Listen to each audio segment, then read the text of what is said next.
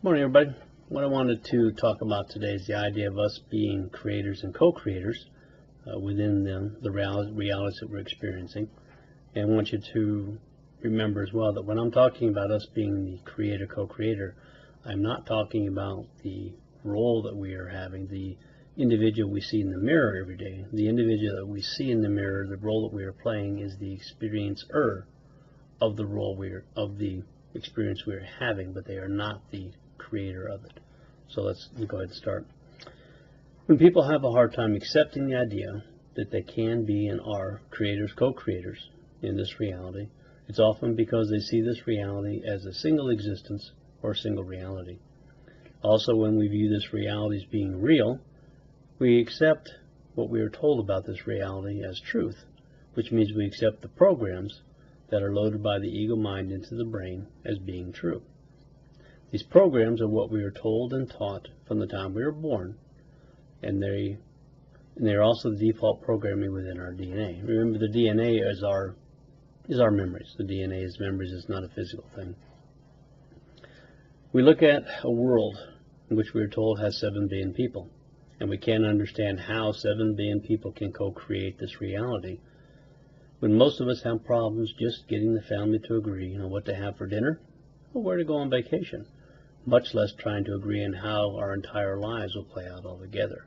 If we look at the idea that we'd have that many problems with just our family, and when we try to apply that to 7 billion people, no wonder people get overwhelmed and can't understand that we can be creators and co-creators at the same time. We transfer our view of how many problems we have and see in our everyday lives when people try to work together for a simple goal, and we apply those ideas and problems to any existence we might have beyond this reality, including the spiritual. The spirit self is often thought of in the same way as our physical self when it comes to accomplishing things like co-creation, because we accept the physical self as who we are, real, rather than a role or vehicle we are operating within for a certain experience.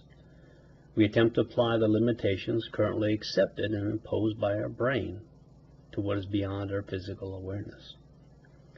Here are some ideas we can look at that will help us start to see beyond a single reality existence and understand how we can be co-creators, even among a supposed population of 7 billion people.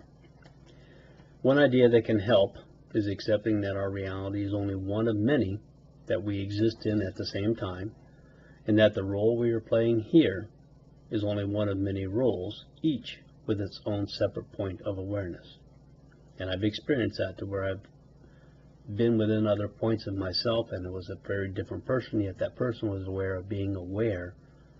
And fortunately, at the moment, I had the awareness of being the role of Ron at the same time, so I was able to see and experience both of those realities and both roles I was playing at the same time. Remember, too, that each role we are playing also is playing out all possibilities within that role at the same time. Remember, time is simultaneous, because time doesn't exist. That this and all roles we are playing are only roles and not what or who we are beyond the physical.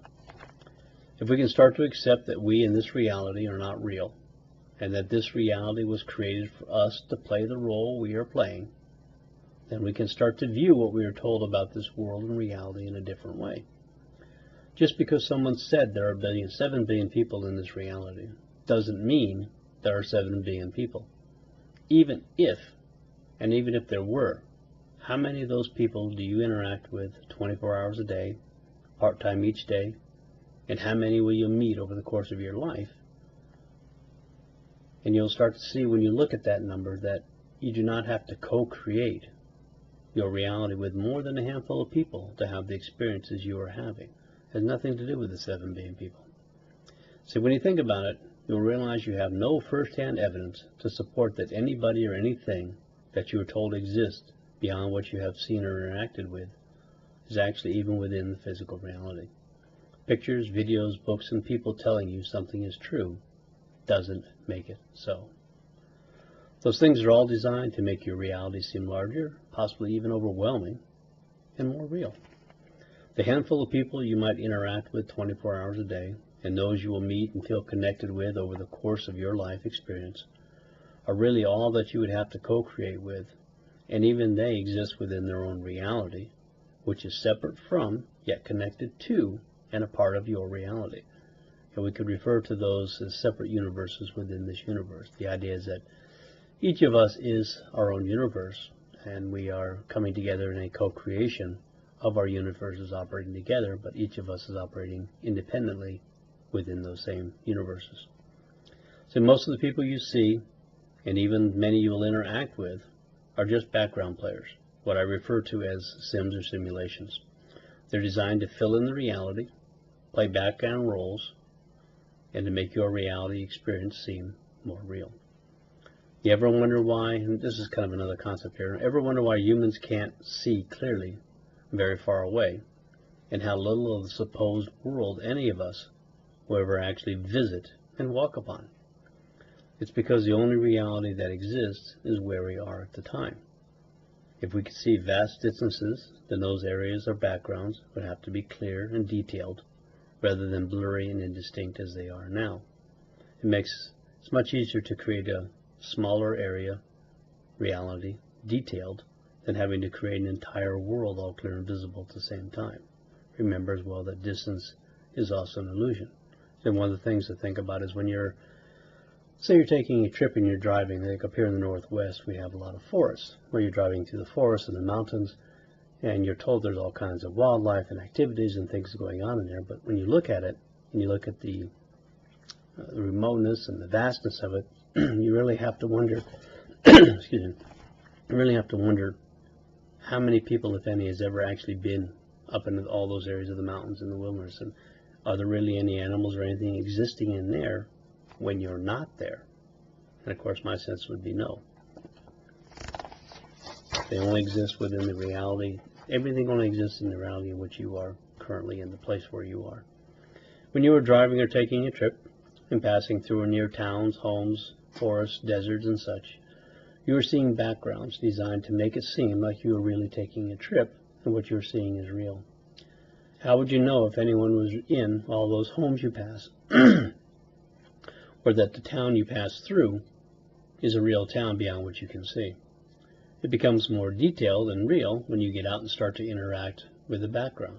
That's when you start to see things you expect to see, like people working, walking around, items in the stores and buildings you enter. You have no proof those things exist beyond what you can see at the time you interact with them. Think of this reality like a video game where you enter and take on the role of a player in the game. The role player was already designed into the game before you moved into and took over the character as a vessel. Sometimes you can have a co-player or teams, and each of you help each other within the roles each is playing. Everyone else you interact with within the game, the characters, is playing a part to help make the game seem more intense. But those players and the characters, the roles that they're in, they can't operate outside their role and programming.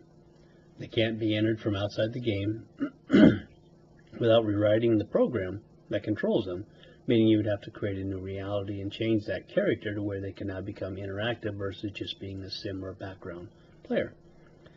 These role players will disappear when their part is done and remain within the game matrix memory until the next player comes along that needs and interacts with their role. You and your co-players enter their players and roles and experiences within the game to help each other. Yet each can and does operate independently as well. Each one of you can die within these video games. Each of you can go a separate path and have your own experiences within the same video game, but you're still working together. You're still co-creating the experience, yet each having an independent one as well.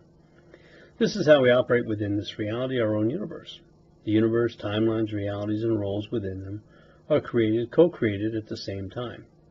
We can be either the creator or the co-creator, as well as both at the same time. Remember, the character role we are playing here is not the creator of that role, yet we are both the creator and the player of that role. We and others, not the Sims, pick the roles we're going to play and how those roles will interact with each other, and at the same time, each role is a separate and independent experience. No matter how close we might be to another person in this reality, we are both having a different experience and doing so from a different role and a different viewpoint. What it comes down to is sometimes we have to accept the idea that we don't know just how things work beyond this point of our physical awareness, and that the rules for how that reality works may have nothing to do with this one. It goes back to the saying, we don't know what we don't know. So don't assume anything beyond this reality is the same as it is here. Except there is more beyond your current brain programming than you can understand now. And you will soon start to have experiences that will show you just how different other realities can be. Thank you very much.